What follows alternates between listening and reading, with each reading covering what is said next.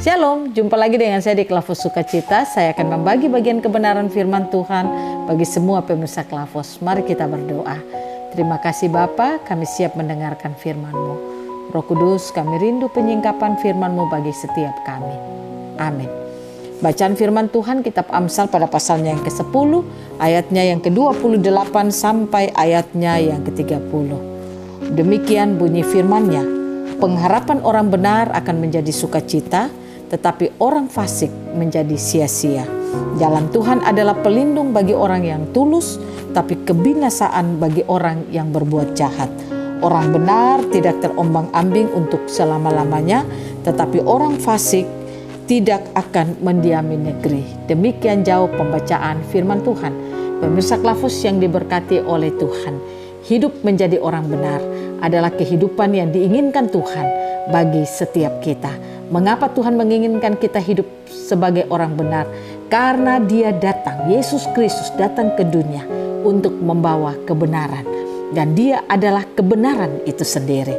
Nah, oleh karena itu setiap kita harus hidup di dalam kebenaran, karena itu yang diinginkan oleh Allah kita lakukan di dalam seluruh kehidupan kita. Ingat, Allah tidak pernah berpihak pada orang fasik, tapi Allah selalu berpihak pada orang benar.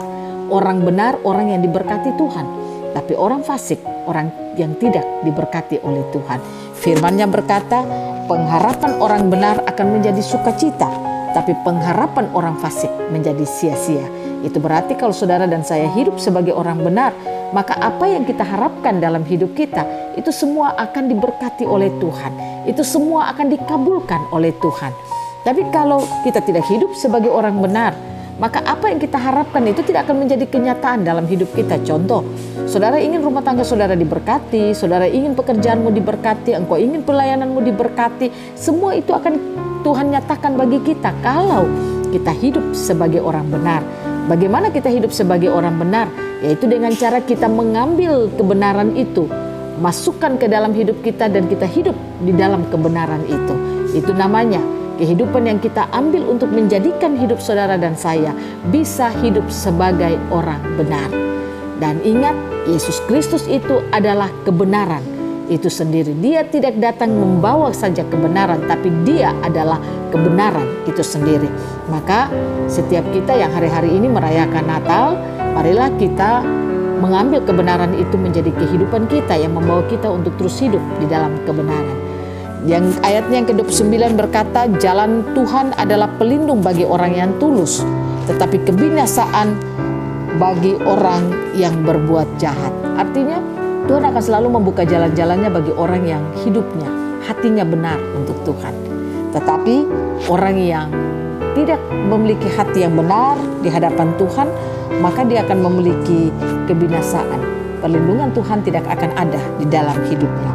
Ayat 30 berkata, orang benar tidak terombang-ambing untuk selama-lamanya, tetapi orang fasik tidak akan mendiami negeri. Nah, oleh karena itu saudara, kalau kita hidup sebagai orang benar, hidup kita tidak akan diombang-ambingkan oleh apapun juga yang ada di dunia ini.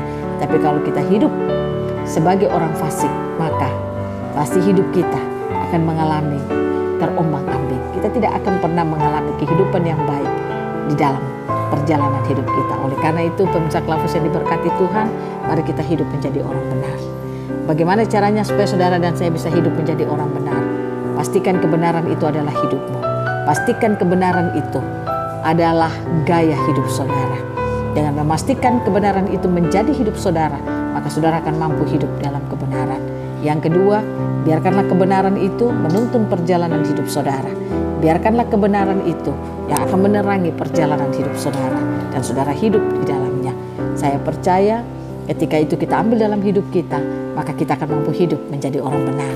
Biarlah Tuhan Yesus memberkati kita di hari-hari hidup kita sekarang ini. Kita akan terus hidup dalam kebenaran firman Tuhan. Amin. Mari kita berdoa. Bapa, terima kasih kami sudah mendengarkan firman-Mu. Kami rindu hidup menjadi orang benar. Roh Kudus tolong kami, Roh Kudus mampukan kami, agar kami mampu hidup dalam kebenaran firman Tuhan. Dalam nama Tuhan Yesus kami berdoa. Amin.